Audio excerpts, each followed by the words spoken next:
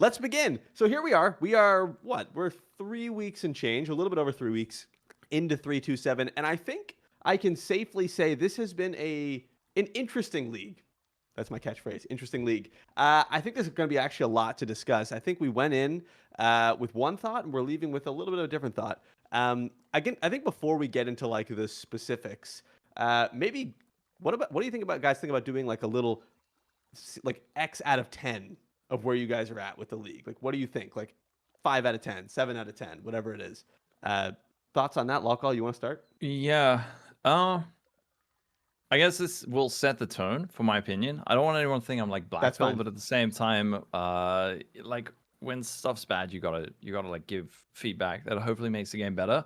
I give this like a 4 out of 10. This league, at best. 4 out of 10. Okay. Maybe And we'll break lower, that down. but like, yeah, we can break it down. What about you, Arrow? So if you asked me that question on day 3, I would have said an 8.5 or a 9. I was super happy with the tree, and I felt like there was so much to explore on it. And by day 5 or 6, I felt like day 3 or day 4 was probably the last time I saw something new on the tree. And then it was just the same thing from there on out. So I would say now I probably am more in the realm of like a 5.5 to a 6 out of 10. I still like it, but it's got some major flaws.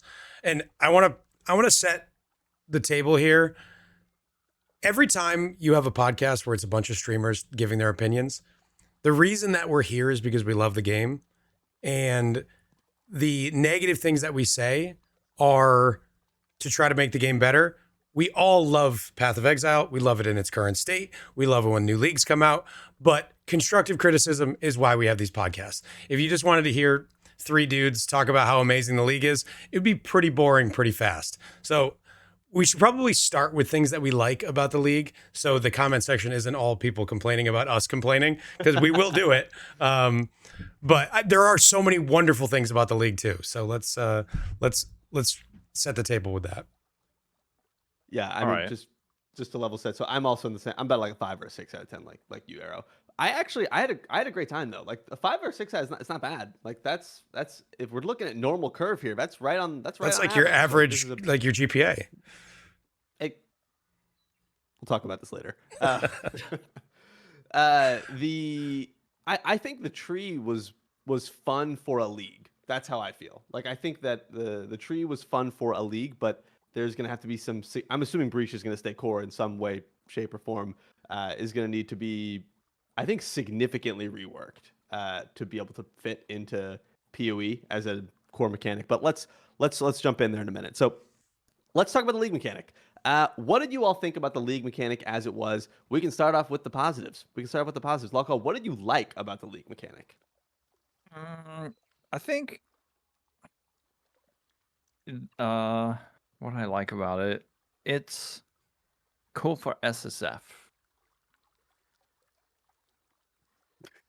All right, Wow. Arrow.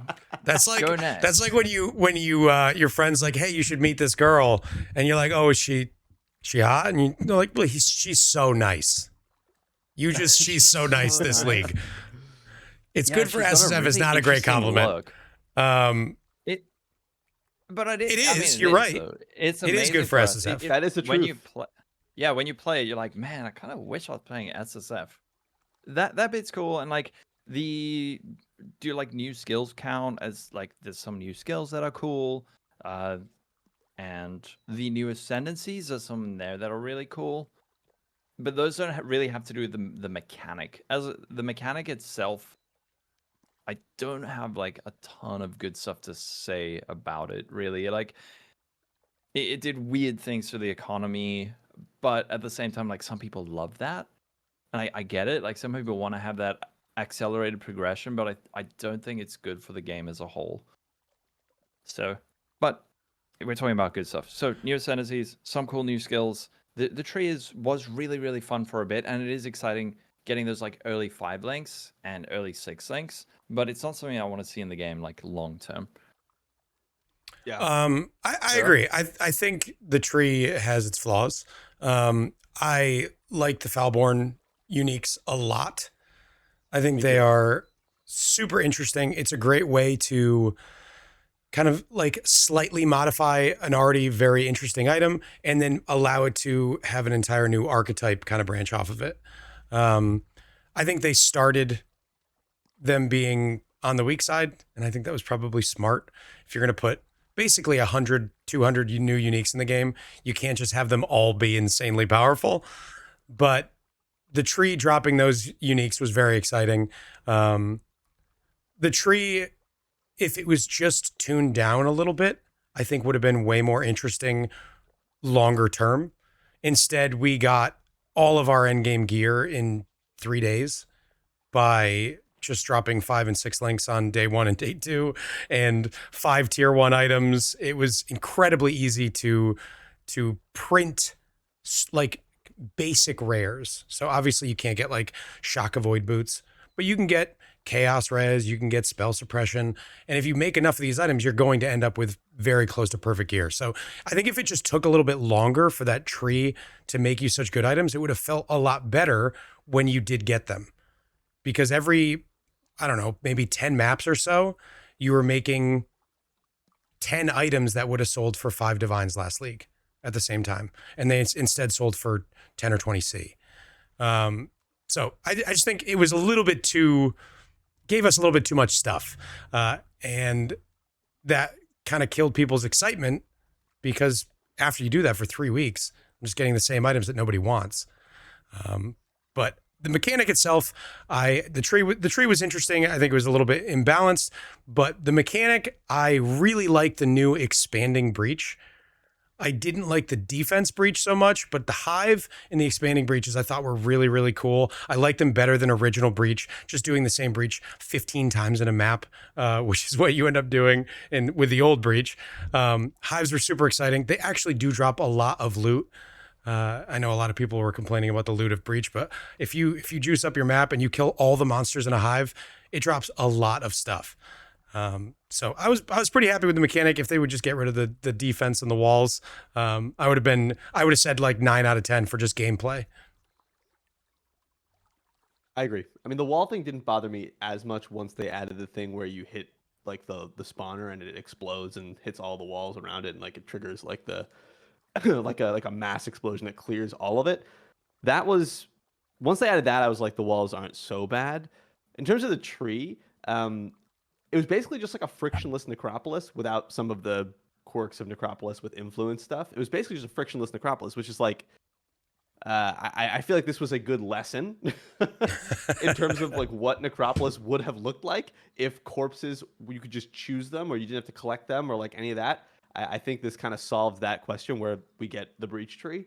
I imagine, and I'll be curious to know what you guys think, I imagine that the crafting is going to either be A, severely gutted, or B, just removed altogether from breach when it goes core. When I say the crafting, I mean the rare crafting, not the uniques and the currency and the grafts. I also doubt stay. Grafts I think are toast. But I would imagine that they're going to keep the tree, because I don't know how, because without the womb gifts and without the graft blood, breach is kind of a mid mechanic as it is, unless they buff the loot significantly and just remove the tree altogether. I don't know. What do you guys think? How do you imagine breach is going to go core? Because I think it's a safe assumption that breach is going to go core. Locall, what do you think? I would be surprised if the tree goes core. I think that At they all? will keep. Yeah. I think they'll Okay. probably keep the Foulborn uniques. Maybe they'll keep the hives, and you can maybe get the Foulborns from there. But I don't imagine the tree stays. I understand why a lot of people do want to keep the tree, because it does accelerate that early gearing, and people who don't have that much time to play are really excited. Like, oh, I can get these 5 div items for like 20 C, but Or make them yourself. or make it yourself. But I feel like it undermines too many other systems. So how do they keep it? Maybe it would have like a cap on base types that it could spit out, so it's not spitting out like necrotic armor. Maybe it could only spit out like item level 84 or mods up to X tier. But do they keep the tree? I would be surprised if they keep it. Do you think they're gonna revert back to old Breach, or they're gonna keep this and then put it back on the tree with the with Aelith? If they reverted back to old Breach, I would be stunned. I mean, that would Really? be just Okay. I think that would be like a huge failure in their eyes if they had to go back to old Breach. I mean, I think this Breach is objectively more fun than old Breach, personally. Okay. You can't get like 10 breaches in a map, but maybe you will once they add Scarabs if they Yeah. keep it. But I would be shocked if they were like, "Hey, we're going back to Old Bridge. Forget this ever happened," kind of thing. I think that's the main thing is just like not having the tree and not having the scarabs, and people are comparing fully juiced breach where you've got like 10 in a map with like all these extra things to that, and yeah, so maybe next week they'll change it so it works that you can have like multiple breaches. There'll be stuff on the tree that's like Aelith will not assist you, but breaches do something differently. So yeah, but the tree arrow, do you think they're gonna keep it? I think that grinding your games is not learning the lesson that players don't like delayed rewards, no matter how good they are. Mm-hmm. Players always say this league has no loot when rewards are delayed. If you were to get, on average, 20 chaos from a breach, if you got it straight up in a map, the best way for the average player's mind would be 20 chaos orbs in one pile. Then the next best way would be 20 chaos, and then once every 12 maps, you get a divine.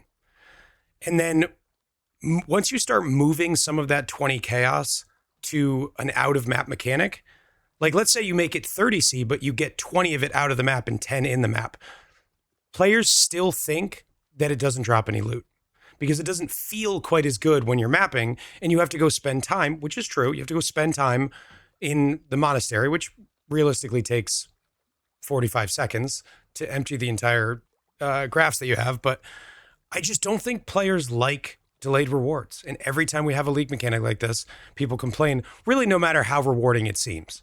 So I think if they want to make players happy, they'll keep Breach with, hives and the expanding one, maybe get rid of the walls, and they'll just put all of the loot into the maps and get rid of the tree entirely.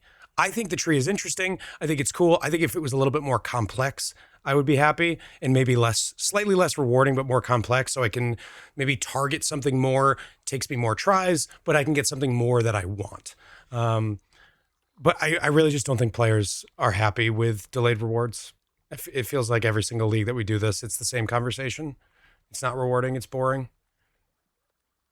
Just to split the conversation a little bit, though, the loot just to clarify, the loot discussion around, you're talking about specifically league mechanic loot, not like the overall loot discussion, because I feel like those are kind of no. I'm talking about the league mechanic specifically, not the loot changes, not just the loot nerfs. Yeah. I'm just talking about when a mechanic doesn't give you all of its loot right away, and when a mechanic is not able to be juiced by map effect and things like that. People are not as happy with it. I'm not making a claim about whether or not they're right. I'm just saying I don't think the average Path of Exile player likes delayed rewards. I prefer in-map rewards too. I'm not saying it's a bad call. I think that they keep trying this and it keeps not really being very good. Yeah. Just I wanted to split that conversation up because I just saved you 3 or 4 YouTube comments right there that were saying Arrow thinks that if you just put the loot from the breach in the map, it will be solved. No. It's not even close to what I'm saying. Sorry. I was very unclear. And again, I actually agree. I like in-map rewards better. I like the Sentinel explosions. But they keep trying to make delayed rewards. They keep trying to make fetch happen. And players are unhappy. And I'm wondering when they're going to go, maybe we should do more leagues that are just in-map rewards, even if it takes a little bit longer, and not send people to a tree to click 8 times and then get the rest of the rewards. Well, so let's think about that for a minute. So when was the last time we had an in-map reward league? So I guess Mercenaries technically was in-map reward, kind of, but it wasn't like in the same way. Yeah, Settlers was also delay. What was before Settlers? Necropolis. Was that before Settlers? Yep. Really? It was Necropolis and then Affliction and then What was 322? What? Crucible was 321. What was 322? I don't remember. Crucible. Sanctum? Toda. Was it? So Toda. Sanctum was 3.2. 320.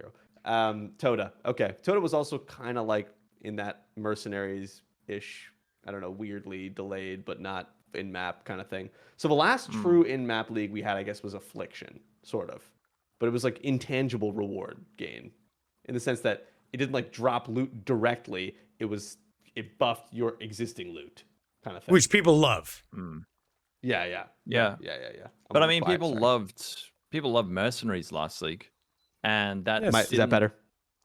Yeah, it didn't volume have check. Is that better? that like instant loot. Sure it did. Which I guess is Having a another topic mercenary we can gave get you more into. loot. True. All right. Yeah. There's that, and then you're running into a mercenary, and They're giving you untap something. currency, and you move Okay. on. That was a lot of people's engagement with it, was having a mercenary and then sometimes killing the mercenary that had 3 divines. Yeah, it was just weird. Yep. Mercenaries to me didn't feel like a loot league at all. Like it was just like actually no, I'll take that back. It was an intangible. It was similar to Affliction, like an intangible loot buff because you had an extra half person in your party buffing all your loot, which I think was really where the real loot came from in Mercenaries League. So it's just kind of, I don't know. And maybe you're right. I don't know. Yeah. Go, sorry. Yeah. No. I was gonna say, and then like the foundation of the game were stronger, I would say, during Mercenaries. Yeah. Mercenary League. There's. Yeah. Do you guys like? Let's talk about It that. feels like you strongly disagree with me saying that I think players prefer in-map loot mechanics. I don't know if I strongly disagree. It doesn't matter to me at all personally. What? So it's like hard for me to get. I don't care if it's in map or out of map. I don't know. It doesn't make a difference. No. I think you're right about that. Like something like Affliction is certainly more popular than something like. I mean, Settlers was a popular league, but not necessarily because of the King's March system. Like with the delay with. Do you mean like delay when it comes to like you have to send your shipment or you have to wait for your mappers to run the map? Or what's another example of like a delayed reward league for you? Oh, don't ask me. Don't ask me history questions. A delayed reward like that you liked, you said? Necropolis. Necropolis is another example of delayed reward where you get the corpses, you put them in the graves. Yeah, it's you because spit it's a out bunch an of item. work outside of maps, and the Reddit threads are always about how much work it is, how much it just feels like slop Reddit time. threads. That's what I'm saying. I'm not talking about what I think is the true opinion. I'm talking about what I think generally players like and dislike. And it seems like people just don't really like delayed mechanics like the Breach Tree. Yeah, if you think about extremely popular leagues like Affliction, Sentinel, where there's those things that like give you those loot explosions, those generally are received much I mean, better people than the were ones where thrilled with Sentinel, right? Like that was, everybody was it happy. was It so felt like fun. it was just click the Yeah, button and the monsters drop more loot, and they were so happy about that. True. I've actually never thought about that. Like the delay of like Sentinel, where you get the Sentinel, you push the button, you kill the monster drops the loot, versus Breach, you do the Breach, you get the Graft Blood, you go to the tree, oh crap, I don't have enough Graft Blood, you go back, kill some more monsters, go back to the tree, oh shit, I don't have a Lavish Womb Gift, go back to a map, try find the Lavish Womb Gift, and then you get like On 2 alchemy. alchemies. And then you're like, There was also Yeah. Sorry, you just highlighted something that I didn't mention with the tree that I want to quickly mention. The ratio of quantity of womb gifts to graft blood that you're getting was totally. I think if graft blood was the limiter and you were just swimming in womb gifts, it would have felt good. Because the problem is that you always were out of like lavish and ancient, which is really the only thing people care about at this point. So it's like you're constantly in the situation where you're like, I don't want to pay 20C for an Were you ancient vendoring? womb gift. I was doing it. I was going through them so quickly though. I was constantly out. I did vendor rescued all of my other ones. Did you have increased blood gain on your graphs? One of them. I ran that for a while, still. and then I switched over to increase lavish, and then I felt like I had, for like 2 straight weeks, a perfect balance of the number of gifts I was getting, interesting. Okay. including vendoring, and not having the extra graft blood. But I might have just been, Okay, that's been interesting. lucky on that front. But I thought that the way I would have assumed that worked is it's when you drop a womb gift, it's a 100% increased chance to drop whatever type is on the graft. I didn't think that meant you dropped more graft blood. No, but I Or, was just sorry, having more womb that I gifts. wanted. I wanted the lavish Okay, ones, sure, so I was getting more of those. Sure. I just feel like I wasn't dropping enough womb gifts in general. Like I was just like constantly out. I On don't know. League side, it was different though, where it felt like because you were really fishing for gear and stuff, then you were like out of the graft blood. That's how I felt on League side. And then later, once you've geared up, and you don't need to spend graft blood constantly, then you're just going for like the ancient womb gifts or the lavish womb gifts. And then I also felt like, oh, now I have to go buy it to spend it. Yeah, So, which felt but terrible that could because you're spending 20C to get nothing essentially most of the time. yeah. Anyway, sorry, I derailed us a little bit. So back to the in map versus out of map loot discussion. Is there anything else you guys wanted to touch on there? I think Arrow's right. I haven't even really thought about that as a concept before. But I think you're right about it. That like if next league is just like push button, receive bacon, that is like way better than do this, push button for a chance at getting lucky. And if you don't get lucky, it's really frustrating. I think that's another thing is like the gear bit was good, but like later on, I guess if you're fishing for like that 50 div barracks or the like 20 div drop and you're not getting it and you're seeing all your friends are getting it and that dude on Reddit is getting a Hinocor's lock and all you're getting is like 2 alks, that's gonna be like, oh, this sucks. True. I hate this. Yeah. I guess. Yeah. Okay. No, sorry, I interrupted you. No, I was just Anything else? probably. That might have Mr. been Rowe, anything else? just a quick note on the tree. That might have been the closest we've ever been to an actual slot machine. You could just sit there and just, okay, money.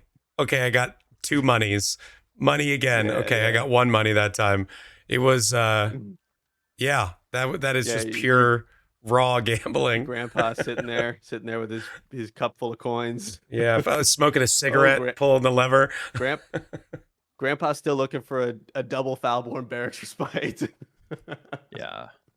But the thing is, if they could have got that balance right, if I know you said that the breaches drop a lot of stuff, but I didn't really feel that. Like maybe if you're juicing a certain amount, then when you do like the hive, yeah, it drops a lot of stuff. But I've probably done like 50 or more hives this league, and never has that thing ended. And then all the loot drops, and then there's like a divine orb. Like that didn't even happen once, or anything particularly. Were you full clearing your hives? Big drops.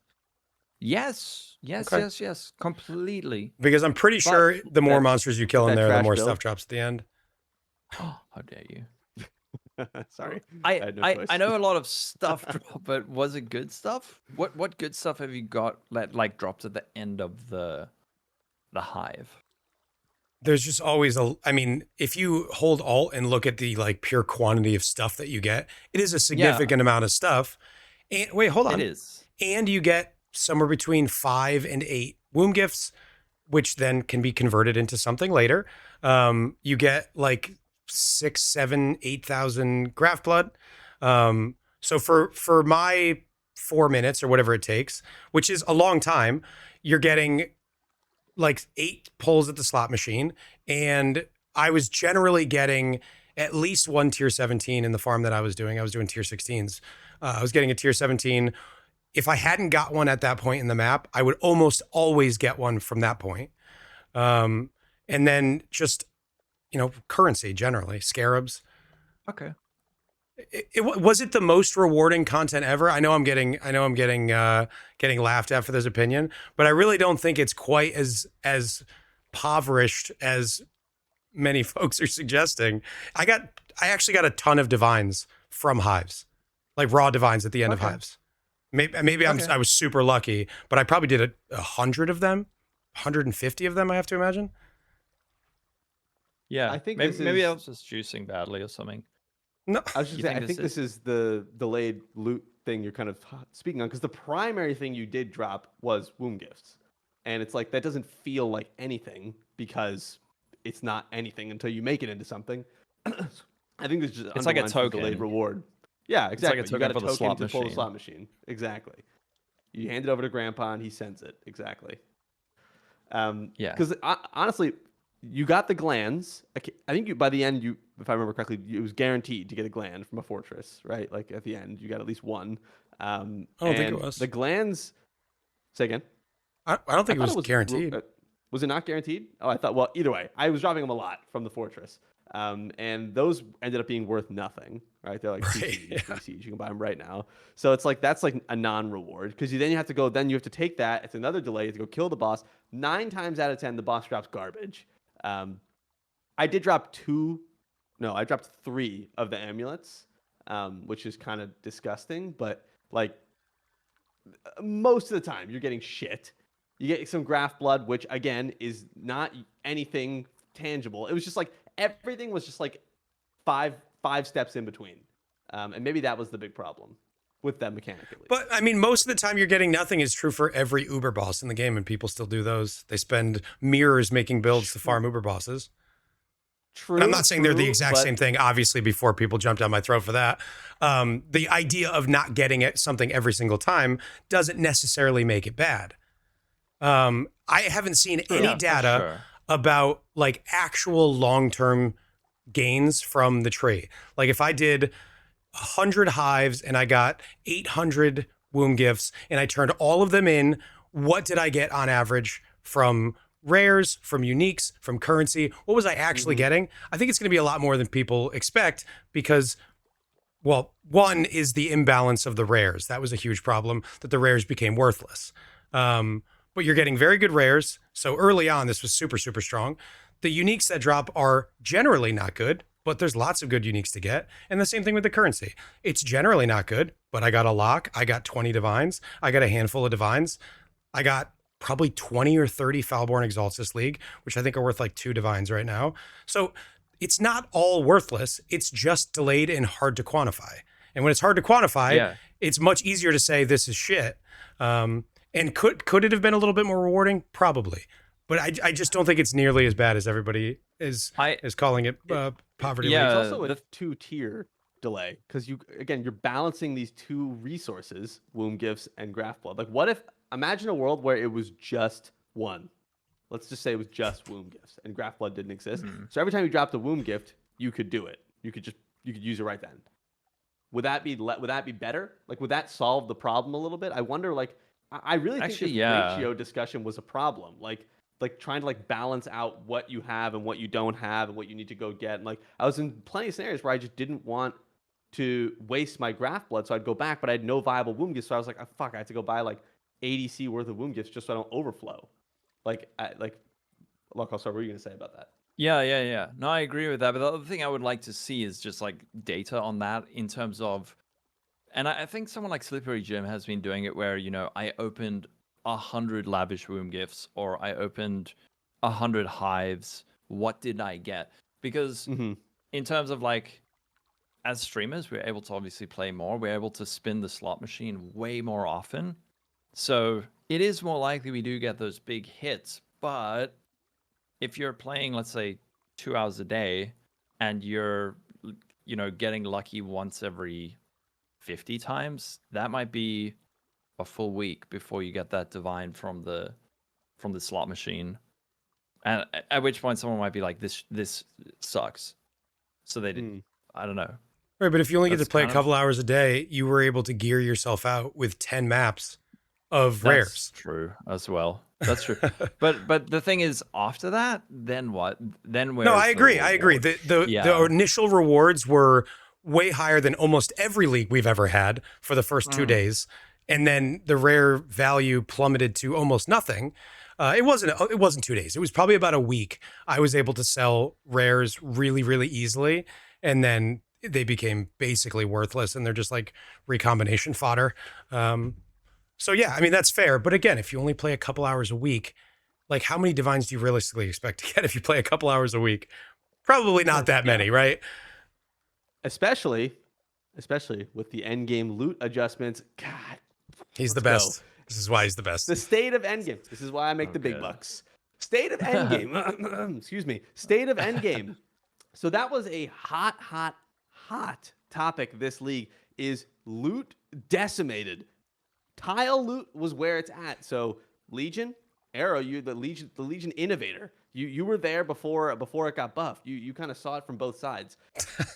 There was a lot to break down here on Endgame.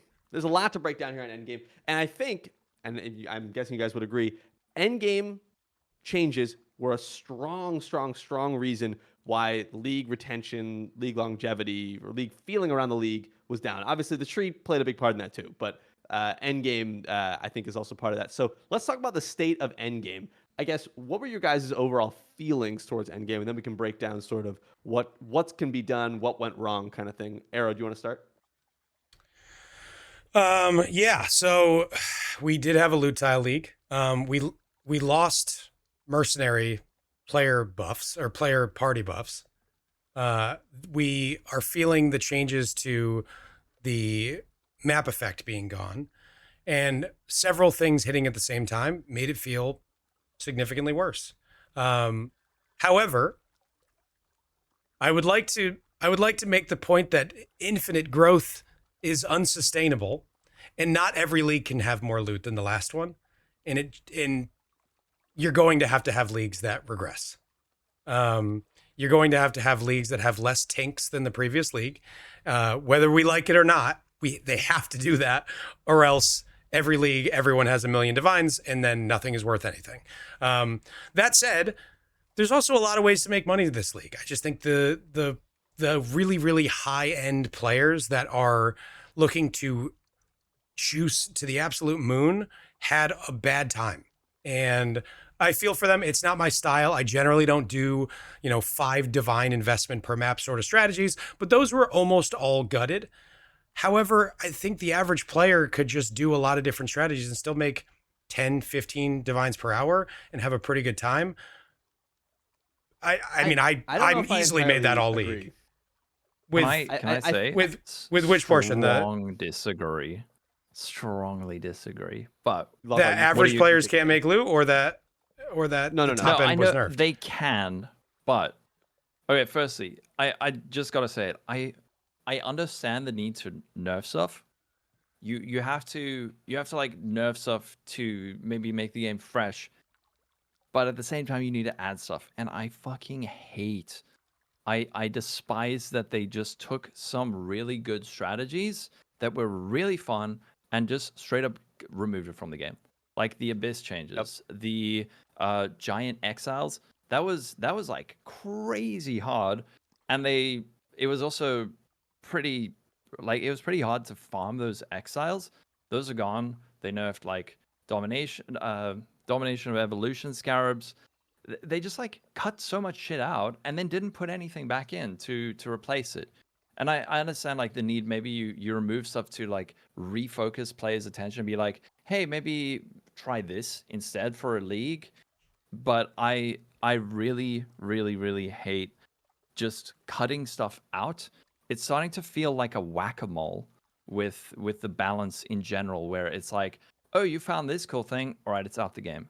This cool thing, it's out the game. Like that's been happening more and more.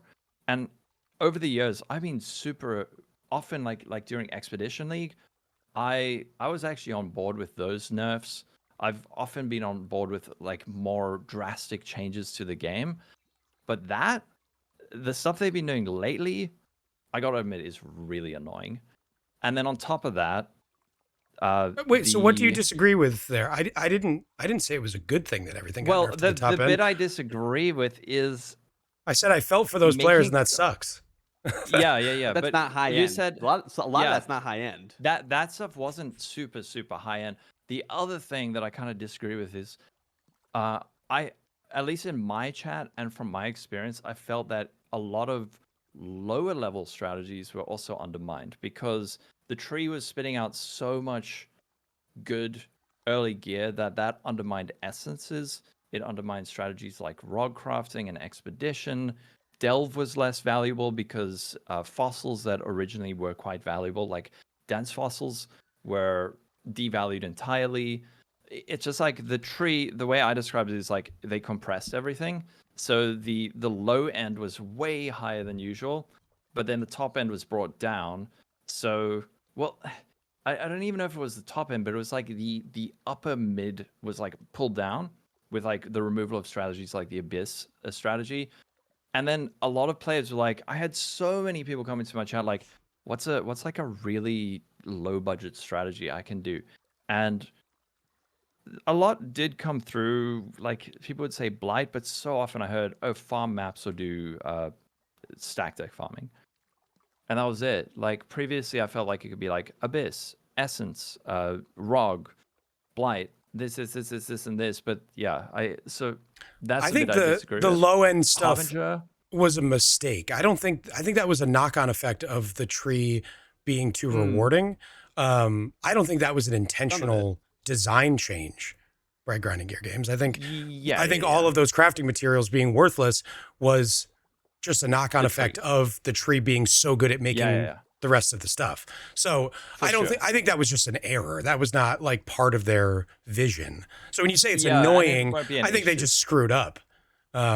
Which obviously was bad. I thought there was going to be a lot more available farms like Essence and Delve and things like that, but all of those basically just got removed early on, and obviously that's not good.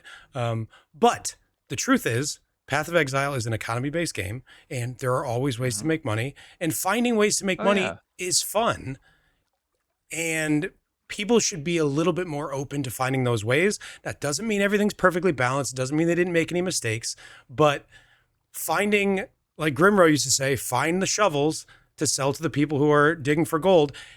That's basically what I do every single league. What can I sell to people? What can I easily farm and sell to people who are doing something more expensive? And I really enjoy doing that.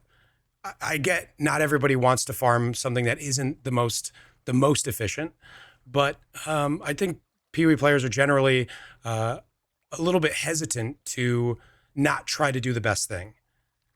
Yeah, I get that, but I still feel like they cut out stuff, and I don't understand why. I mean, they also there was zero net new strategy, zero. Like it was exactly the same. Like all that was there was only things lost, and we talked about this. I think I mentioned this actually a little bit in the beginning, or sorry, not the beginning, in the first podcast we did right before. But this next league, I really think they need to do a heavy scarab pass and go through the scarabs that are worthless, useless, doing nothing, uninteresting, boring, whatever. Replace them with something more interesting. Buff them if that's an option. Like if it's a numbers thing, that could be a thing. And just add new scarabs or remove ones that are again like bloat, not doing anything, just something. Like I think that 50% of current scarabs could be replaced, honestly, and it'd be fine. No, I totally agree. That's like the biggest thing. We absolutely need an endgame scarab rework. I think most scarabs are.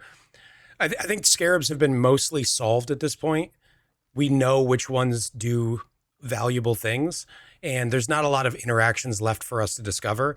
So what that ends up leading to is the ones that don't have value basically become fodder for 3-1, and then you have 20 to 30 scarabs that are actually exciting, and those get min-maxed so quickly that the profit margins get basically turned into zero because we know how much you could make from it. So therefore this is what I will charge people to buy these scarabs. I think the more the game gets solved, the harder it becomes to make money on strategies. So a huge rework would do a lot just for shaking things up and allowing us to have margins on scarabs again. Like think about Harbinger, for example. I know exactly how much I can pull out of a map in Harpies. I know exactly how much I can spend on scarabs to make money. And I'm only going to do it if that difference is enough. Once you're at that point, it's very difficult for new strategies to emerge. It's solved. Yeah. Which is that, but at the same time, I think I think if they want to do stuff like removing the Abyss Scarab of Edifice or removing the Anarchy Scarab strategies, Like if they do that, they need to put something else in, because it just, like you said, there was just less to do. It wasn't that, oh, things are really interesting and now like we're trying all these new strategies. It was just like, oh, so we can now do like a whole lot of low end strategies have been cut out by the tree. A whole lot of like upper mid strategies have just been straight up removed from the game. So it's like there are now far fewer things to do, far fewer things to experiment with, and like I don't understand how that is good for the game. And I'm not saying you guys are saying that, but I don't understand like what the I feel like logic behind that my is. opinion has been greatly misinterpreted, This is not- and that No, like I'm no, no, some all related to your opinion. like It's not related to your opinion. anti-juicer Yeah, or yeah. something. Like I think It's- everybody it's should not be related rich. to you. You're just like stimulating frustration. It's just that we're on this topic, and this topic has been frustrating for me. So I'm not even talking to you. I'm just talking like in general. Why did they do that? Like that is lame. Cartography, Scarabs of Risk, like get that shit out of here. I get it. Like that stuff sucks. I'm on board with nerfs like that, but like Blight, all the other nerfs, why? Yes. Why? It just felt like Stop. the whole league, the best strategies were insanely generic. Just like farming everything all at once, which is fun for a bit. But like when I want to just do Rogue Exiles, like I didn't even do the Juice Rogue Exile strat. Like regular Rogue Exiles are trash right now. Like budget Rogue Exiles are trash.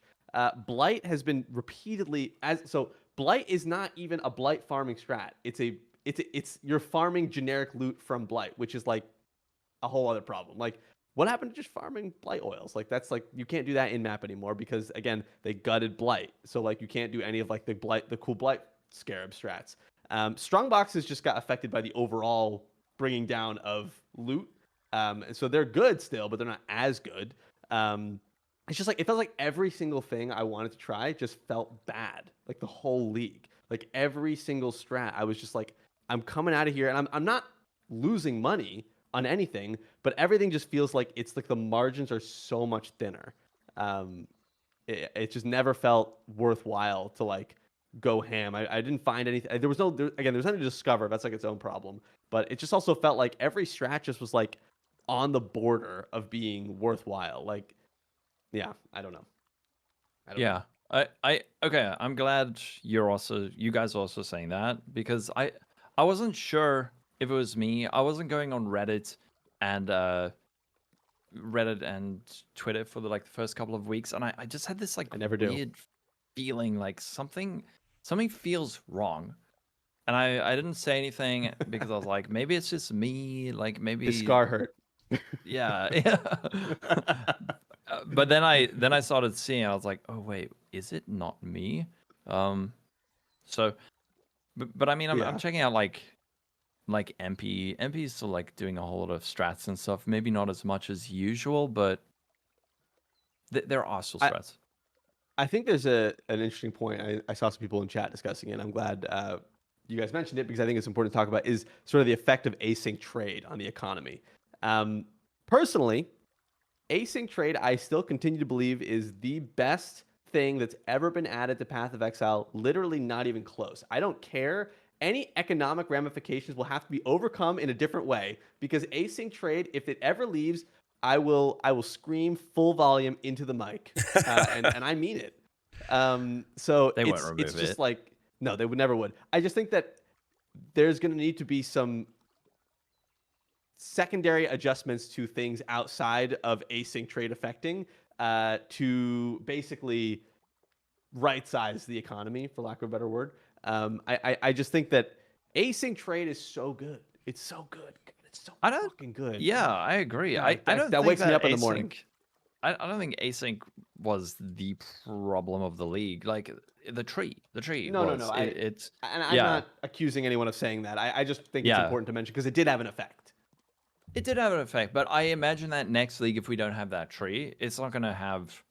I would be very, very surprised that we don't have 5 divine rare items costing 5C this league because of async. It's Yeah. because the tree spitting it out. So yeah, dude, async. I think it's a little bit of both. It's a more multiplier on whatever else is going on.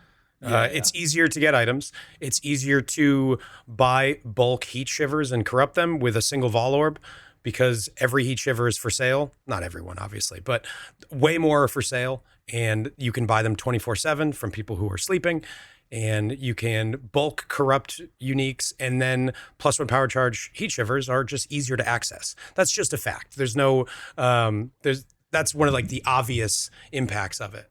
That being said, async trade has saved me so much frustration. I don't have to talk to anybody. It's the best. It's no fantastic. one's trying to Sometimes scam I me. log in, go D&D. Outside of the land mining thing that lasted a couple days, no one's trying to scam me. There's, bulk whatever I want. It's unbelievable. I can't stop singing the praises of async trade. It has made my favorite game even better. I absolutely love it. It's so 100%. God. Yeah. Faustus is my king. Anyway, in terms of other endgame stuff, is there anything we didn't touch on here that you guys wanted to talk about, specifically related to the just like endgame loot mapping kind of stuff? Was there like a floor reduction in loot? Is that a real thing? Yes. Like, they nerfed base in loot T17 nerfed? Specifically, right? Didn't they talk about Okay. that? And what is the cause of There's a that? patch note, I believe. There was a patch note. Well, it's so there was the obviously like map effect was decreased by what, like 30%? How much you could get? 34% or something. Yeah. Yeah. Which, just a quick aside on that, I actually really like that change if they were to give us back loot in a different way. I think map effect itself is a really frustrating way to scale modifiers, because then you end up with so many modifiers that become 100% and turn off builds from being able to do it. And I think on-off switches are the least fun way to figure out what a map, or like how difficult a map will be for your character. If like reflect, every mod becomes reflect at 100%. Like you can't freeze. Well, if the build requires freezing, you can't do it. If it's zero recovery, well then you can't do it. So more and more builds will become, the single chaos damage over time all map mod build if there's 100% map effect. And if you noticed, the build diversity of this league was unbelievable. One of the best we've ever had. And I really think the lowering of map mod effect was one of the big drivers of that. I agree. Map mod effect scaling is very boring. It's just, especially it's essentially the same argument, as cartography scarab of risk, which is just like putting 5 in your map device, and running maps is boring, very boring. It's just like it reduces all strats down to nothing. Map mod effect has the same exact effect you're describing exactly, Aaron. I don't want to repeat what you said, but I agree 100%. I think map mod effect is a boring way to scale endgame, and I'm glad that they're trying to like take a stab at figuring things out. That being said, we just ended up in a spot where everything is worse. It's they need to give it back elsewhere. I definitely think that. But map mod effect, I agree. Exactly. I'm happy that it's lower. This is going to be a transition league. I have a feeling like next league is going to feel much better, assuming they make changes, which I would assume they would. It's definitely in their interest. And I know they already kind of casually mentioned they're working on some endgame stuff for 3.28. It's obviously way too soon to even be discussing that. But I think we're going to look back on this league in like a year, 2 years, and be like, I don't even remember that league. It was just like such a weird one. I just hope that is the case. I am still obviously hopeful for the long-term progression of Path of Exile, and imagine it's just going to become a better game. But there have been some things lately that have just kind of freaked me out. That's things they did not do previously that are confusing and I think bad for the game, and I don't know why they are doing it. Things like just straight up removing scarabs and not replacing them with anything, or showing new skills that are really exciting and interesting, and then the community theory crafts it, and then nerfing it to death before it comes out. And they started doing that sort of stuff during Dawn of the Hunt League with infusions on the Amazon, where it was like, holy crap, this looks so cool and exciting. And people started like thinking of builds, and then GG's like, oh wait, and then they don't reduce it so that it is like not OP. They make it so unbelievably shit that no one plays it. And I do not understand the logic behind that. Same with like Kinetic Rain. Again, like, wow, this looks so cool. This is like going to be overpowered. Let's nerf it by 80%. And now if you go on PoE Ninja, 0% of people are playing it. And you say, why did you waste your time putting this in the game? Like, is there... I would love to understand, and I would love these questions to be asked more often during the dev interviews. Is there like a baseline of what you expect a new skill to perform at? And then if like there can't be, right? I imagine that if it's very hard to say, oh, this skill needs to perform it this way because it could be built in 100 different ways. But what is the logic behind nerfing Kinetic Rain from where it was to so much that it is useless? I know the answer to that. The logic put into nerfing it by 80% was the same logic put into putting the skill in with the original numbers in the first place. It simply wasn't tested enough. So they put together a skill that was really cool, that was completely overtuned, right? Yeah. I don't know by what percent is the right number, but it was obviously overtuned, and everyone recognized that when it first was showcased. And then they put exactly as much effort into the nerf as they did for the original numbers, which is not a lot of testing. And I think when you have no time to properly test things, you're going to have these oh shit moments where they go, this is way too strong. Everyone's going to play it. People are going to be miserable because the whole league's going to be Kinetic Rain. We have to gut this. And then they didn't really test it that much to nerf it. So I really think that they are just crunched for time. And a lot of these decisions don't have the same level of care that decisions used to have because when they were only making a single game.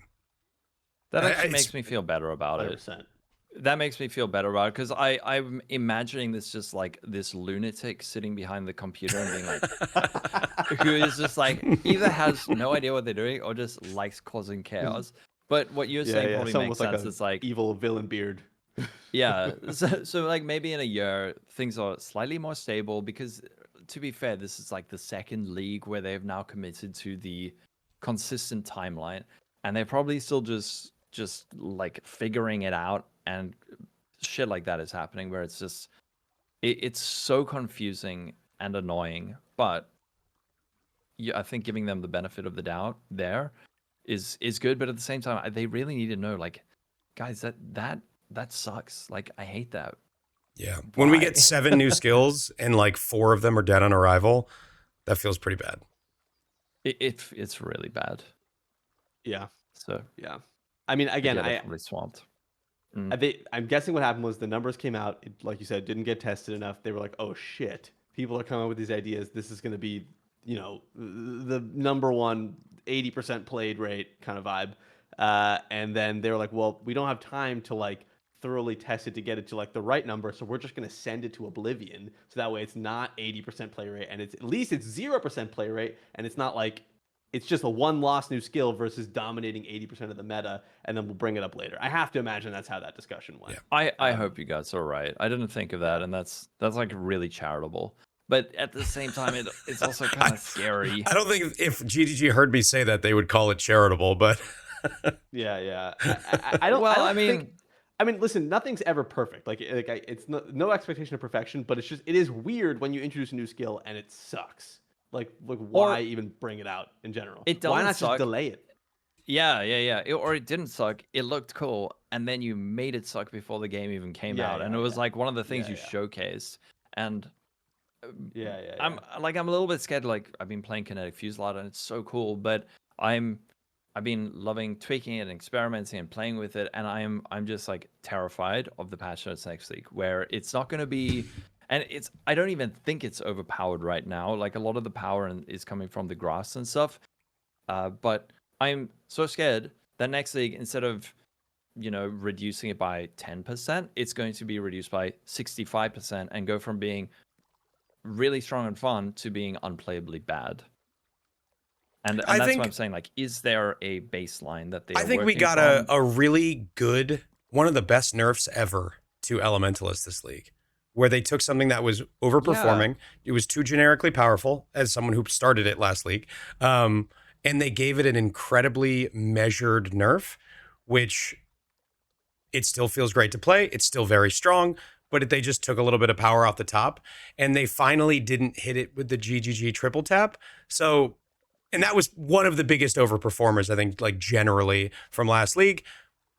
Maybe that's a good sign that they're willing to make some more measured nerfs and not do the what was it, Storm brand of indecision or whatever, that they were like, the skill was pretty good, let's nerf it in 4 different directions.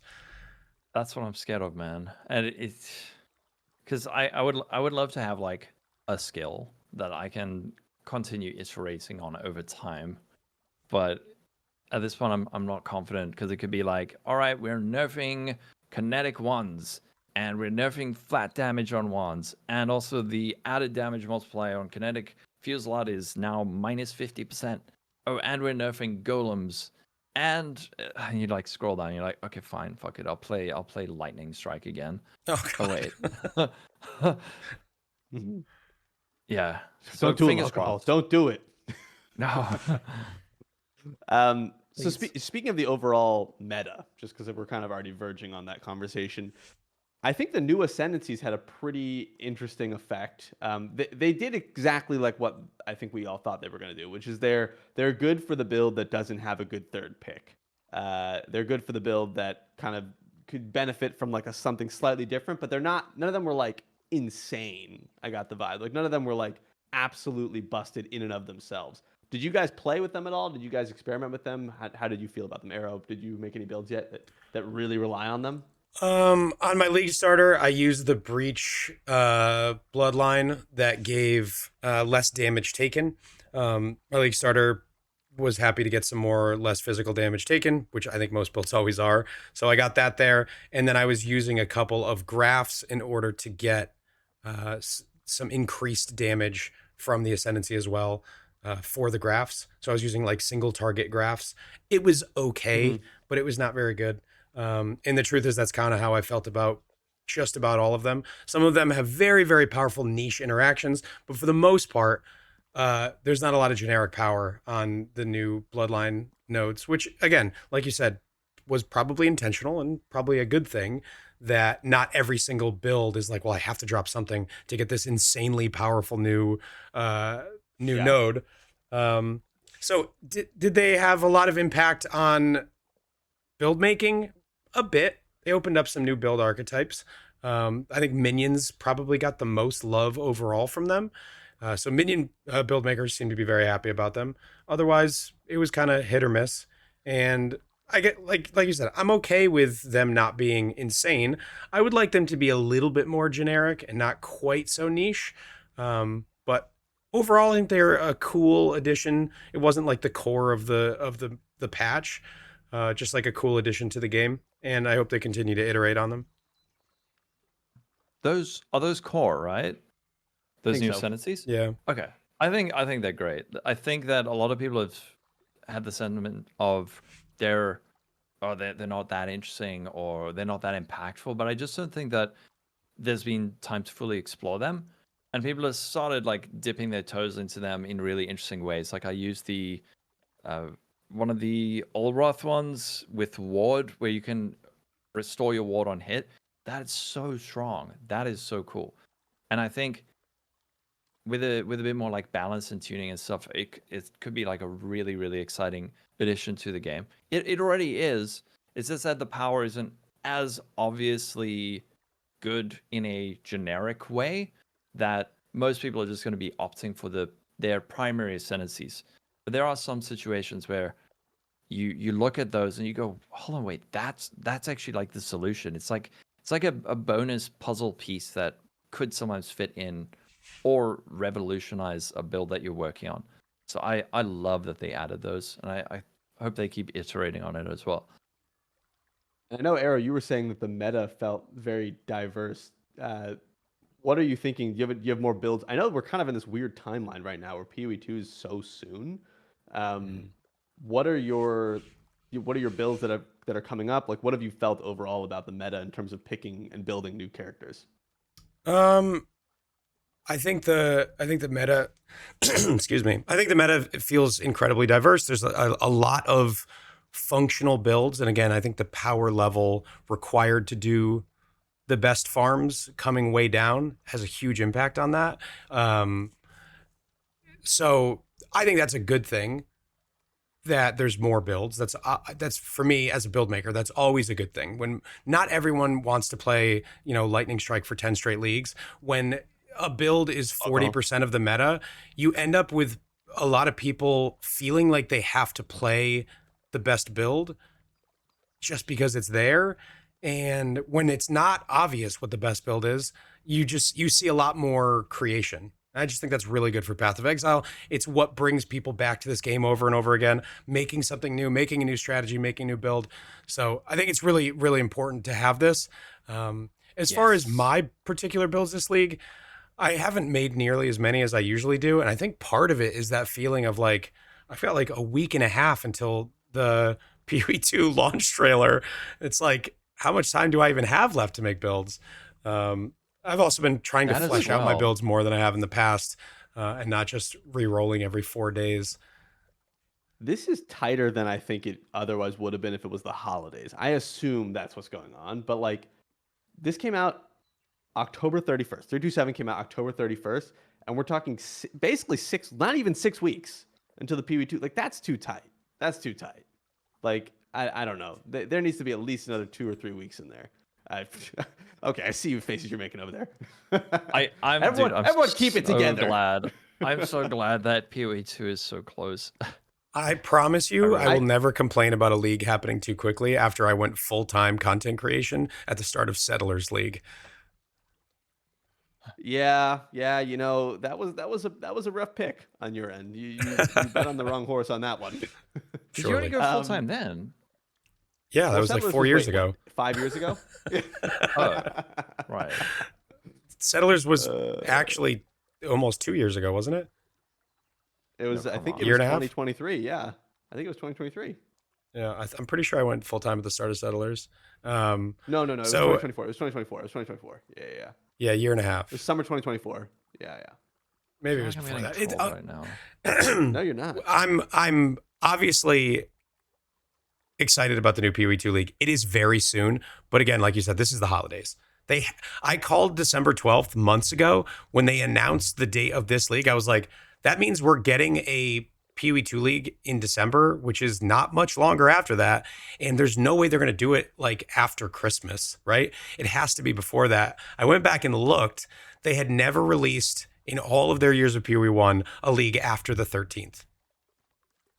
Of December. Really? There was like 8 leagues that got launched in December, and it was never after after the 13th. So I was like, it's the 5th or the 12th, and the 5th certainly ain't happening. That's not nearly enough time. So that means it pretty much has to be the 12th. And I think they felt that way. I think they knew it had to be the 12th as well.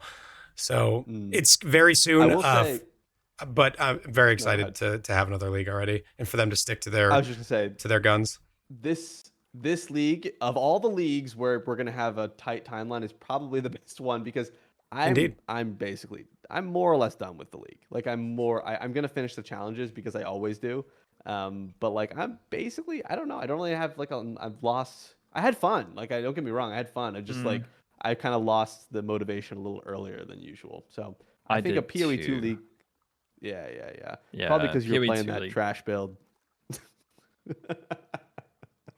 Dare you? Why are we going after Loghal's build so much? Yeah, it's just fun. I'm more of like I'm shooting for sport kind of guy, you know. Just for fun. Just shit on people for fun. Yeah. I'm trolling you from in real time. Like imagine you hopped on a call with like Twitch chat. It's like that. No, Local had a great build if you like bad builds. Thank you. God damn it, it's so close. Too easy. Anyway, I really think that of the leagues where we're gonna have like a 6-week timeline, this is probably the best one that I could imagine in recent time. Again, it wasn't bad. I didn't have bad time. I just was like, I'm done. I think I'm cashed. That's the thing. Is like even a bad PoE league is still a PoE league, and you're gonna have fun for a couple of weeks. So even though like I've said something like pretty, I don't know, it probably seemed like I just hated this league entirely. I still had fun. It's that I don't know. A lot of the stuff that they did, I really hope that they change on that. But dude, I'm so ready for a PoE 2 league because I don't even know the idea of logging into PoE right now. I try to SSF. Even an SF Mage Blood isn't enough to get me excited to log in at this guy's point. he's just rubbing it in. What a flex, He's huh? rubbing it in. It's unbelievable. He's so out of touch. I don't know what am I gonna do for the next These few weeks? streamers. Arrow, how do you take time off? You're really good at taking time off, right? Should What do I you mean, just, how? like take a week off and just refresh? What does that mean? You're really good at taking time off.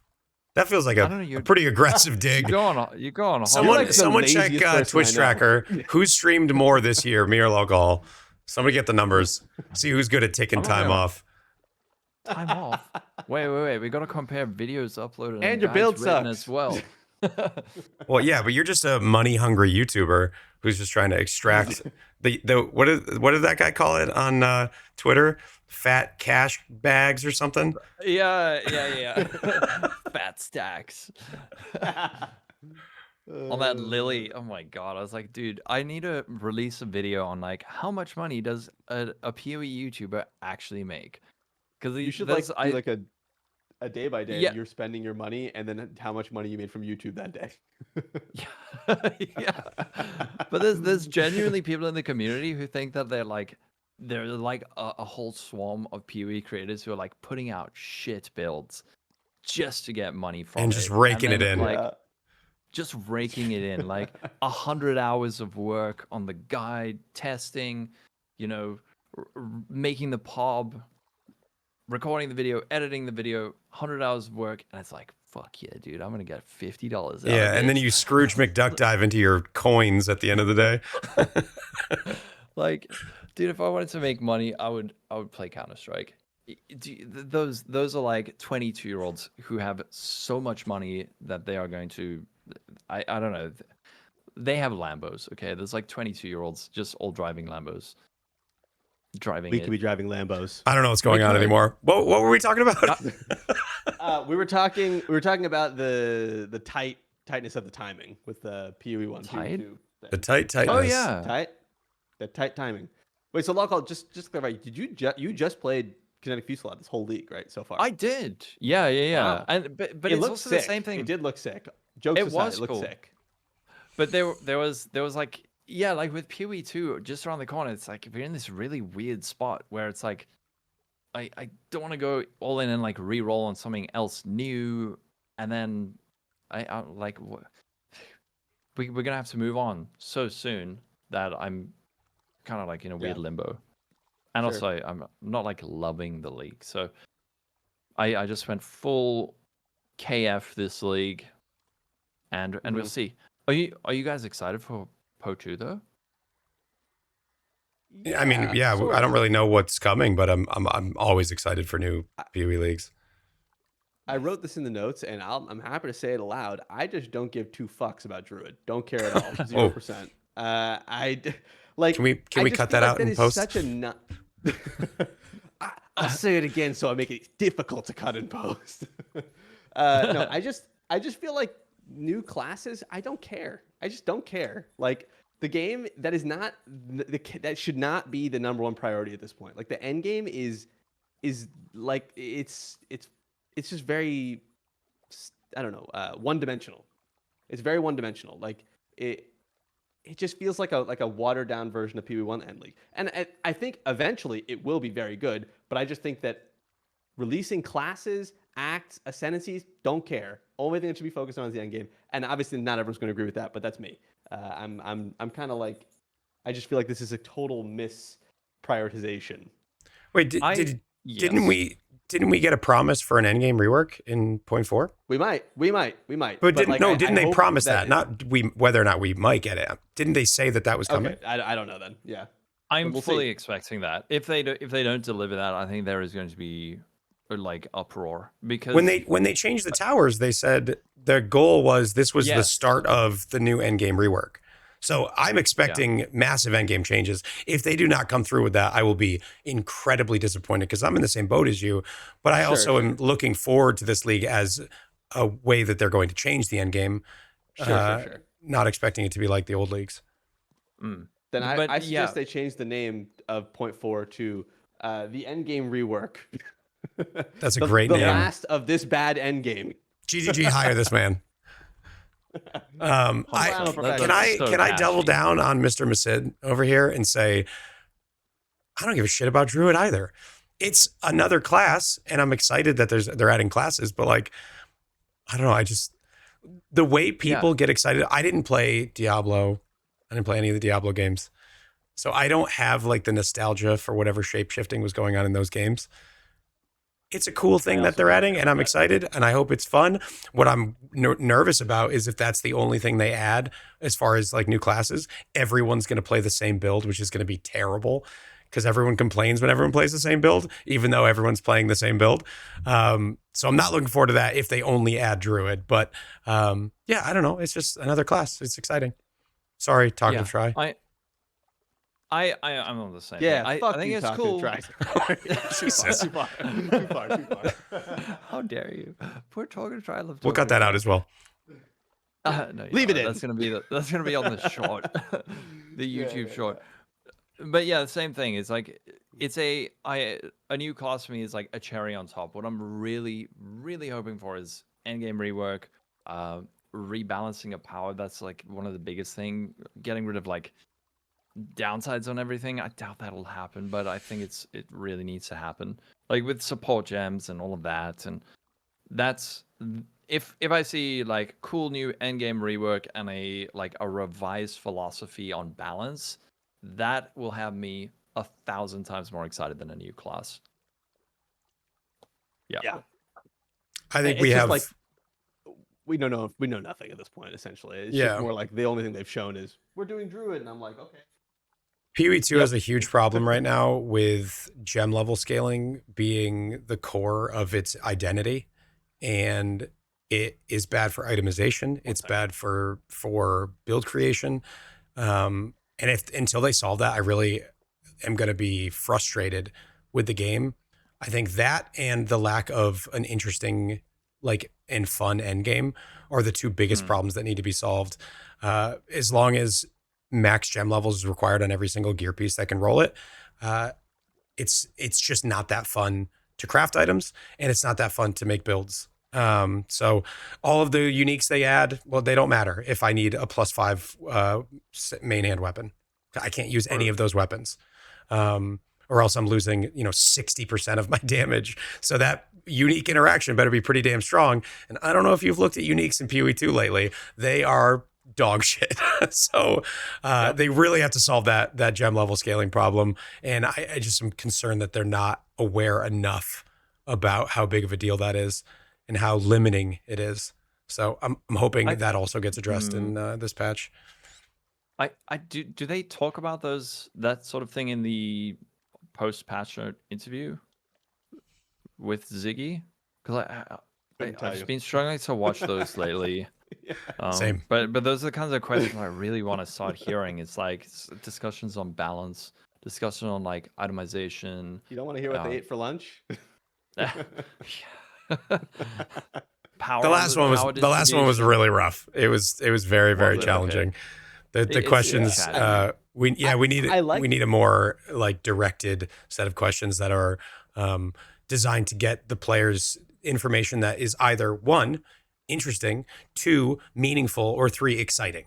Get us excited about a new item, or tell us about an interaction that didn't work in the past that now works, or a way that you're rebalancing something to make it stronger or more balanced or something.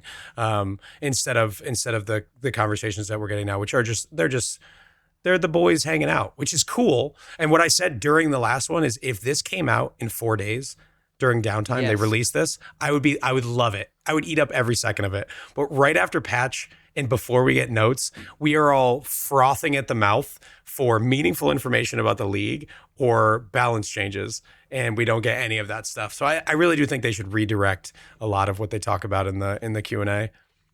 100%. Yeah. It's I just go like to a bed hype after, deflator. so.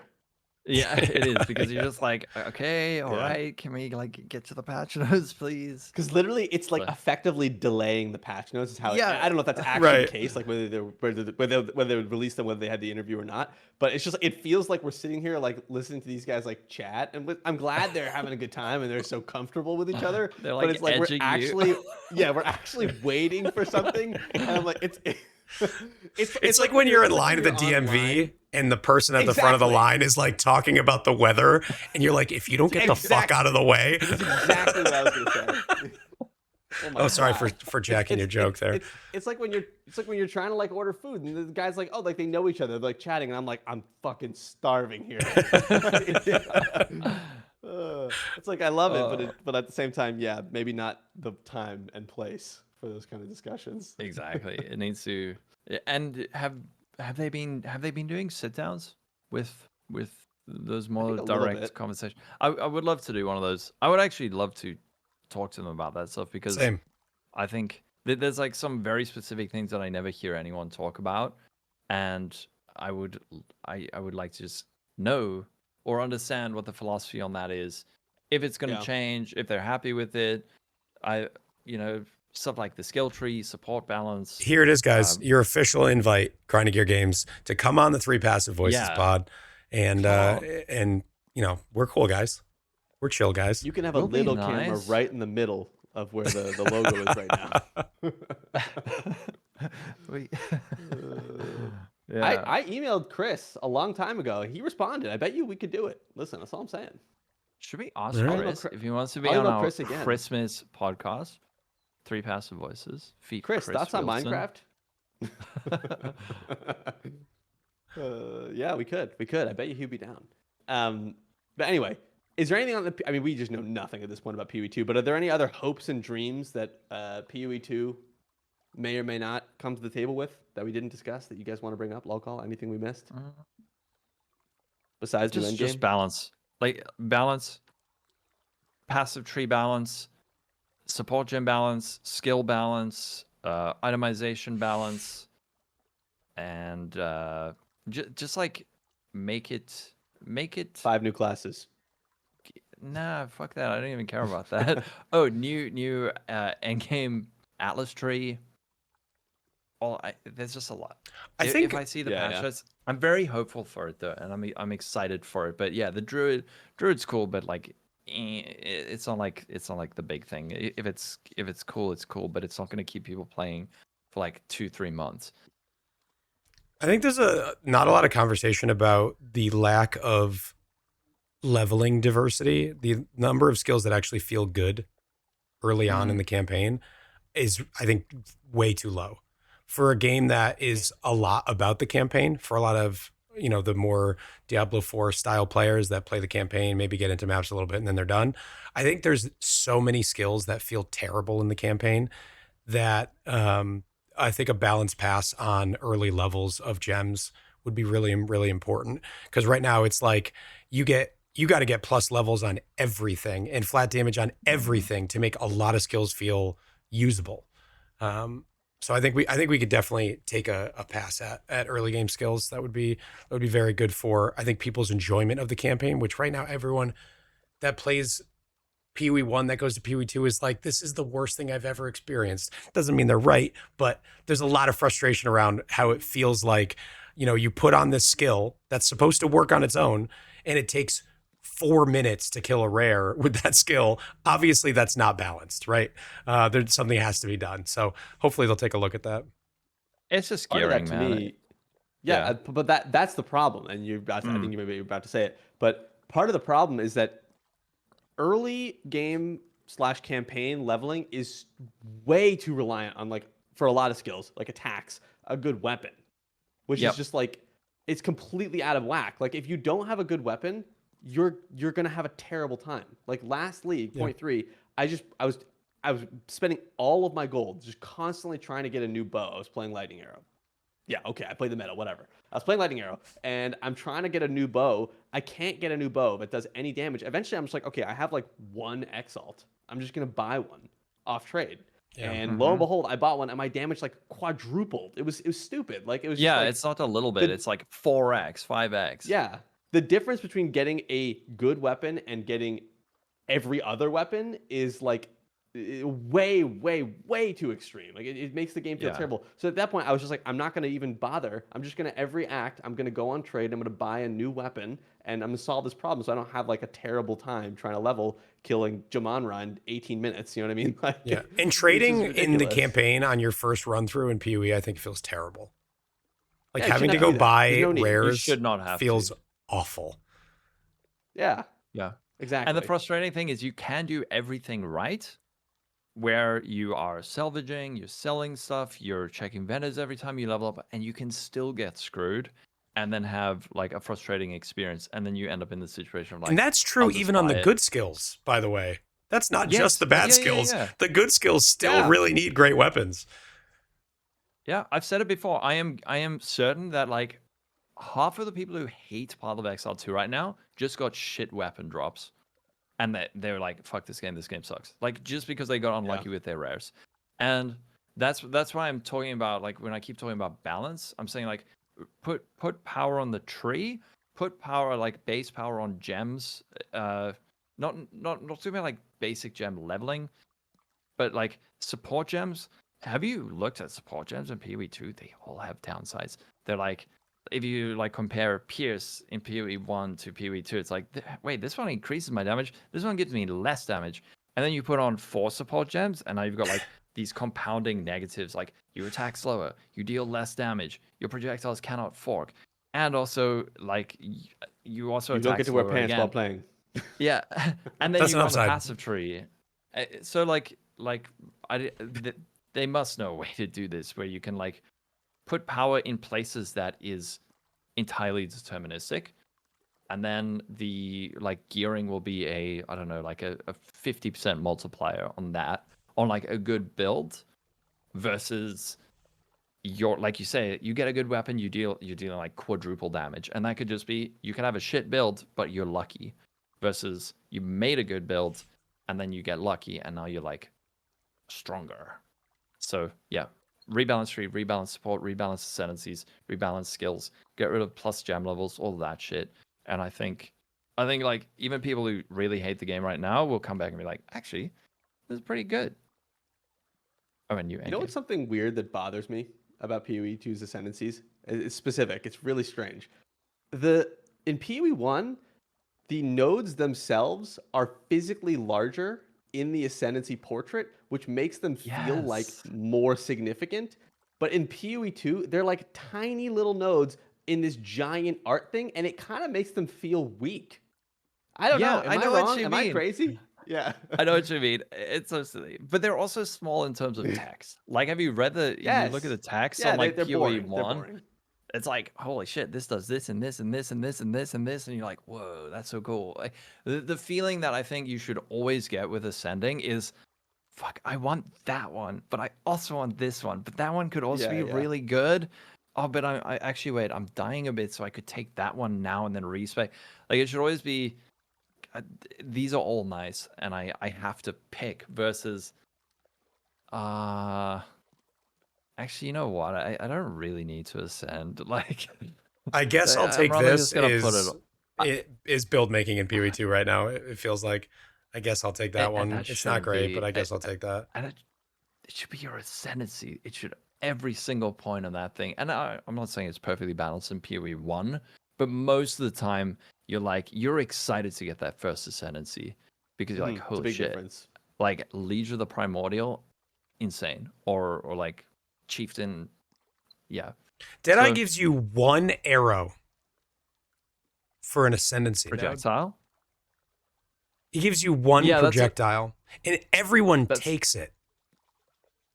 1 projectile. You can get like 7 on a bow now. That's true. That's right? how weak It's the ascendancy nodes are. Everyone loves Deadeye. I've ranted about Deadeye a billion times and how bad it is. Everybody likes the move speed on Deadeye, But if you look at the rest of the nodes on Deadeye, they are so bad that people are taking one arrow instead of just slotting in, an additional arrow. What do they call it? The socket thing. I'm a PoE 1 brain. I'm gonna have to flip soon and then remember all the new lingo for PoE 2. Or you could just get it as a suffix or an implicit. But Ascendancies are so weak that we are willing to take one arrow as just for clear as a power boost. Yeah. One projectile, to be fair, which is nice for grenades, where it is much harder to get additional grenades. Whereas, on like it's way easier to get more arrows.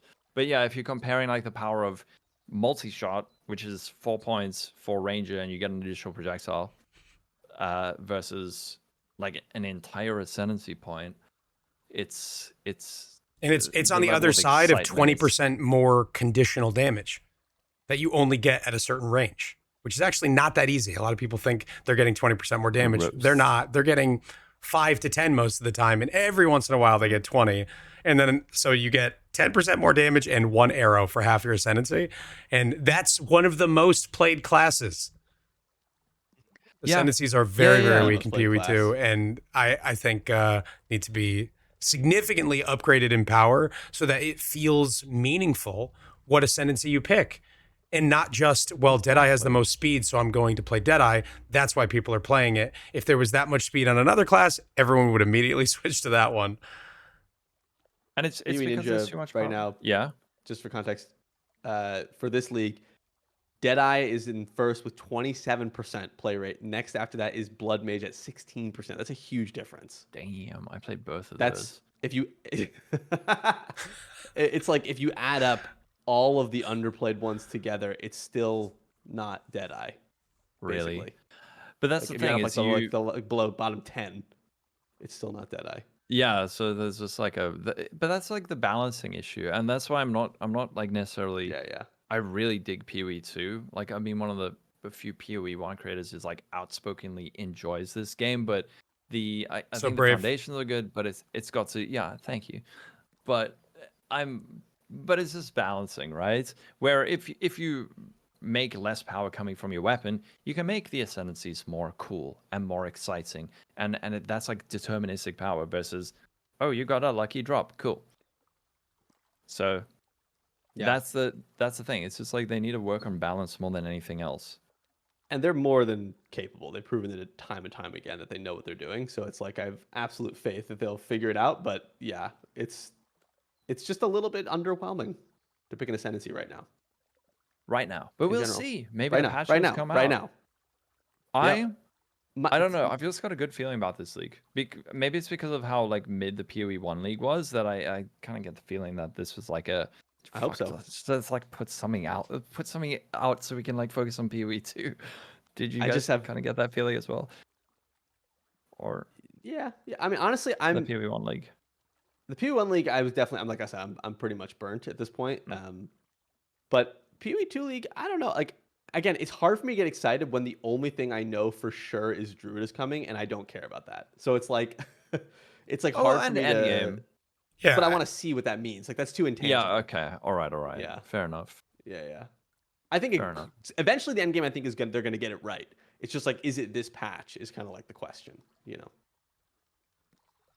So, anything else PoE 1 or PoE 2 related? Any questions from chat? Maybe if you guys have a few more minutes. 3.27 was great. B-side loot. What do I mean? I kind of in a RPG. Loot. We also already. And we also already. That. That's too wide of a question. That's too wide of. Yeah, we already exhaustively talked about the tree and the in map mechanic and things like that. I'm a little worried that the start of this podcast and you guys like maybe a little bit misinterpreting my perspective is going to get me roasted in the comments, and I'm not looking forward to that. It's not. It was more that we were building on what you said, not. Yeah. It wasn't like a direct response to what you said specifically. 100%. Yeah, because we're on the same wavelength with that. It's just that we're like possibly just adding like a bit of like negativity that wasn't directed at what you were saying. It was more just like with regards to general endgame balance. What the fuck is happening? is on YouTube, I'll like pin a comment that says, "Which of Arrow's points did you disagree with most?" That's a great idea. That's a great idea. I think This is how you build And then- engagement. I'm I rage think there's also something to be said for like not playing devil's advocate necessarily, but these podcasts can get so negative, even when it's 3 people who enjoy the game, Yes. that I'm always trying to look for, like, I'm playing a video game, right? Like, I'm always trying to look for the fun. totally. And I don't want to focus on the negatives, even when they're there. It's not necessarily during a podcast, but just generally, I'm trying not to focus on the things that I don't like about the league mechanic, and I Totally. try to focus on the things I do like. What do I like? I like hives a lot. Yes. Hives are very exciting to me. I like to get a blast of the womb juice, and then I can go and pull the slot machine a few times. Damn, I don't didn't know you- this don't was you a dare. squirting podcast. Oh Okay, my God. sorry. Okay, we're definitely cutting that. I completely agree. Yes. And like I said, a 5 or a 6, that's not bad. Like if it was bad, it would be like, I don't know, for me, if it was bad, like I would just be done a long time ago. Like I just would, like I would have given up. 4 weeks of play is a lot. That's like of just doing that. Yeah. Like again, I'm also in a position where I don't do this for a living. Like, I have Exactly. no vested interest. So I'll just stop when I want to stop. And I had fun. Like I wouldn't have played if I didn't have fun. Exactly. And dude, Okay, Arrow, yeah, I 100% get what you mean. Is that sometimes there's like this struggle of a balance between like when do I need to actually provide feedback in a way that is hopefully helpful to the game, whether or not the devs hear it or not, versus like maybe this thing is bugging me, but I'm gonna keep my mouth shut because the impact that you can have on someone's experience of the game can actually be quite significant if you point out something or several things that may be bothering you.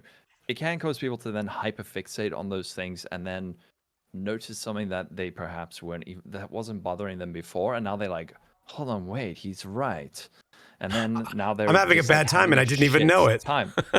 Exactly. And like some of the Yeah. biggest voices in the community, I think do that without thinking, where they just like yap and just like say everything that's shit and bugging them constantly, and that like reverberates throughout the community, where it's like, oh, now yeah, I'm having a bad time and I didn't even realize it. So it's normally I had this exact take, by the way, during I believe our last podcast where I talked about streamers being negative makes the opinion of the masses more negative because people hear it and then 100%. they incorporate it into their own opinions. And Yeah. everyone was like, "You think we're all stupid and we just listen to streamers and parrot what they say?" I'm like, "No, but like kind of, right? Like when you Yes. hear something Well- over and over again, like it changes your thought process." 100%, always. Before I was a content creator, I was a viewer and a player for a very long time, and I absolutely moved with the tides of like the feeling about the game.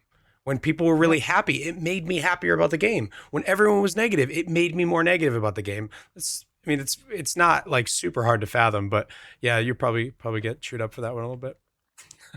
Dude, it's 1,000% spot on, and that's why I'm saying like but at the same time, you do need to then say like when shit sucks, like say it, but I think in the right context. But you don't want to create that like loop where I think a lot of streams people go. Often have people come to my stream and like, oh, thank God, like not everyone's complaining here, because if you've got a stream where the streamer is just complaining, they're making their chat complain. And then that probably fucks the mental of the streamer, who's now just like negative. And this is like this spiral of just shitty negativity. And then you go on Reddit and everyone's complaining. Like, so yeah, like avoid that. But at the same time, do provide feedback when you need it, which is why I think there's probably like a slightly negative tone about this, because there are points where you do need to say this stuff. But For sure. I mean, to your Reddit point, I blocked the Pee-wee subreddit so long ago because it's just like it just brings me down every time I go in there. I'm just like, these guys need to post less and play more. Yeah, Did it man, used that's to the be reality. as negative as it is now? Or is it like a rose-colored glasses looking into the past for me, where I No, feel like no. it didn't used to be? it used to be more positive. It did, but PoE used to have the like small indie game vibe, and then it Yeah. became more popular. But yeah, it was I think like it's kinda Game of what's- Thrones season 8 with me, where I was like, "Oh fuck yeah, this is awesome!" And then What I, happened in go on Game of the Thrones Reddit season to 8? I see haven't seen everyone's it. talking. it's the latest one, dude. I was loving that, and Spoilers.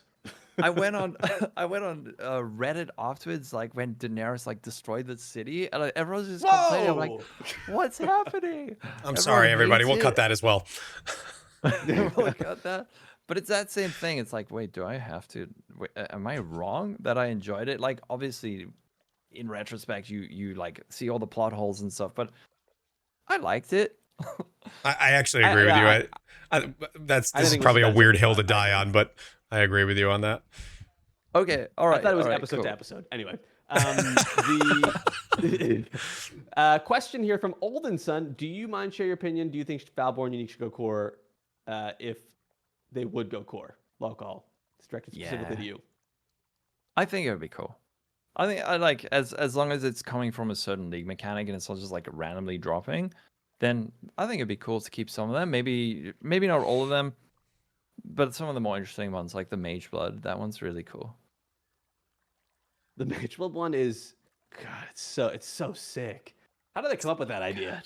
That was crazy. I think I'm almost certain they're gonna go core in some way. It's just there's too much there. There's too much like build opening potential. And Breach is almost certainly gonna go core. I would imagine they're just gonna tether Falborn Uniques to Breach, and that'll be that. How they do it would be a whole other thing, but I imagine they're gonna go core. And if they do a good job with tethering it to Breach, that could be a really exciting thing to farm. If that's your source of Falborns and you have things like the double explode ring, like, and I'm sure next league with Scarabs, we're going to have some way to juice the hell out of Breach and, drop 25 or 50 Falborn uniques at the end. Most of them are going to be garbage, but you're going to get the random hits. And I actually think that'll be a pretty exciting farm when that comes around. So I hope they go core, and I hope that Breach with Scarabs when it comes back, because it will go core. I hope they nail it. Yeah. What is your favorite alcohol build, and why is your answer they're all bad? God damn. Great Dude, question, my chat. Giraffe. I have such a lovely, wonderful, wholesome chat. Like, it's very rare for me to get trolled in this way. And then I come on to Arrow's chat, and it's just Why are you blaming me for big this? meanies. Arrow just stews toxicity. It's just his thing. Yeah, All he does like is constant negativity. It's just unbelievable. It's unbearable at certain points. No. My favorite alcohol build. I've played Poison BV several times before alcohol decided to claim it. Damn. No, I've played Lightning Strike. Alcohol directed me to Lightning Strike a long time ago. Great choice. This was years ago, before Lightning Strike was as popular as it is now. I trust alcohol. Okay. Thank you. That's because Lightning Strike, my campaign my favorite thing is like, dude, Lightning Strike was meta for like 20 leagues. It's like, dude, it was meta for one league, literally one league, and then they destroyed it. Yep. But everyone forgets. Before Fobgun made it good in Settlers, yes, yeah, exactly. Same with how. Any other? Wait, let me not go down that road. Okay. Yeah, let's end this before whatever happens. Chat's getting toxic on me now too. Any other questions before Arrow stuffs me in a locker? Where I'll be until the next podcast. Anything else? Favorite build of the league? I've only played 2 builds. Local's only played 1. Arrow, how many did you play? I've played 2, actually. This is probably the fewest number of builds I've ever played this far into a league. Part of it is the fact that the first build that I played was so good at the league mechanic. It felt difficult to move on to the next thing that's going to be better for it. Fair. So then I switched finally to Death's Oath, which ended up being unbelievable. My fastest level 100 ever. Ton of people are very excited about the build because it's probably the strongest Death's Oath build you've ever seen, because these new rings are giga powerful, the Sundered Will rings that they added, which scale aura effect. So that's been super fun. I just took that build apart, and now I'm going to play one more before we call it. And so that was your favorite, Nice. or was it? The Death's Oath build was easily my favorite. It was, no buttons or one button all the way through Ubers, and was just super smooth and fast and amazing. I loved it. Hell yeah. And Local, obviously, you only played one, so there you go. Well, I play like 1.5, I guess, because I was the rerolled into 0.5? SF Science. Oh, your Mage Blood I SSF didn't. build? Okay. Yeah, Yeah, this freaking but guy. hey, I mean, I'm not even using it. I haven't even put it on because I can't find a fucking divine orb, and it rolled with 2 flasks. That's still better So- than Actually, unreal. no Flask Yeah, Mage sure. Blood. Do you have like a headhunter that you're wearing instead? No, well, they're just a shitty heavy belt. I was thinking about it, I was like, man, I just need to get like a good Stygian vibes because I was doing like a, I don't know, 0 to hero where I wanted to do my 4-stone with like shitty gear just to show that the skill was functional. And yeah, I kept realizing I need to get a new belt. I need to get a new belt. And everyone's like, you've got a Mage Blood. I was like, I'm not allowed to use it. I'm not This is a allowed to weird use restriction. it. Well, I mean, I like Just being put it restricted. on. You earned Oh, it. Didn't earn Yeah, no, I didn't. Guitaraholic says, "Do you feel like things in PoE 2 are over designed before we, as the players, get a hold of them? And now also in PoE 1 leagues, like Kinetic Rain was an example, but things like Essence what do you and mean by over? PoE, Oh, sorry. how Whisper, how the 3 says, do you mean that they're like overly directing how we are supposed to play, rather than saying like, here is a toy, go like figure out what you want to do with it and break Interesting it, question. versus like." Yeah, I do get that feeling a lot, where it's like certain things are being added or removed. One of my favorite examples of this is at the end of Dreadnought. There was a really cool place where you could respawn a checkpoint and kill like 2 packs of magic monsters. That was really fun. A nice way to level up fairly quickly, but it was just like a small window of like, if you were power leveling from like level 22 to 28, you could level there very quickly. And that's like the spirit of an ARPG, is like spam farming one thing repeatedly to like catch up. And they were just like, no, you're not supposed to do that, so we are taking it out the game. And I don't like that. Like, put the toys in the game, let people screw around. If it breaks the game too much, adjust it, but don't say you're not supposed to do that and take it out. I think. Yeah, I have to imagine some of this comes from just years and years and years of trial and error and learning, where it's like that they don't have to put things in more, I don't know, simple. Things are less simple because they've learned a lot about like what's good and what's bad, so they don't need to like let us fail more. Maybe that's part of it. Is like, for example, like the currencies, like the crafting currency in PoE 2, it's like they already know what a successful crafting system looks like. Like, they have one. So it's like I don't think they need to fail as often anymore to learn. It's not to say that they aren't trying and failing still, but I feel like for the things that they know, they just do it. They don't, like, they come out designed to completion because they already know what they're supposed to be.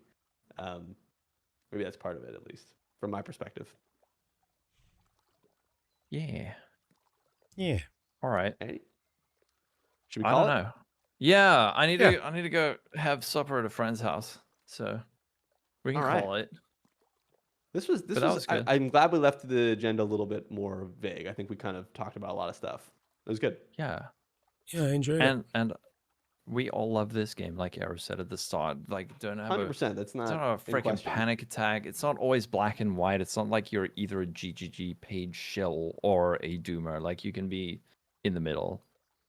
Also, Yeah, something that's I important had fun. to note is we don't like practice these ahead of time. Like, we're all just kind of like thinking out loud a lot of times. And you know, sure. Locall said earlier today, he's like, "Oh, I never actually thought about it from that perspective before," which is like the reason we have these conversations is, you know, to open up our minds a little bit and think about things differently, and hopefully come to some meaningful conclusions that can help grinding gear games. Maybe True. Yeah. They're watching. They're watching. they might be watching. They're watching. They're watching. All right. I hope they make it to the end. They're gonna make it to the end. Yeah. We said it. We Okay. gave it in the beginning. We set the tone in the beginning. Arrow did a good job. He said we're gonna give a lot of criticism, but we all had positive things. That's true. Yep. Like getting sprayed by womb juice. believe that the phrase was a blast of the womb juice, and I'll never say that again. I'm very sorry. Thank you. Yeah, I've got a really powerful mental image that I don't like. I already started scripting my formal apology that I'll be putting out to official Arrow letterhead. We got a press conference. Flash is going off. Thank you for coming today. Shit, wrong phrasing. All right. Thanks for coming, guys. GG's, friends. GG's. Talk soon. Talk soon. Talk soon. Goodbye, friends. Goodbye. Catch you soon. Bye. Bye.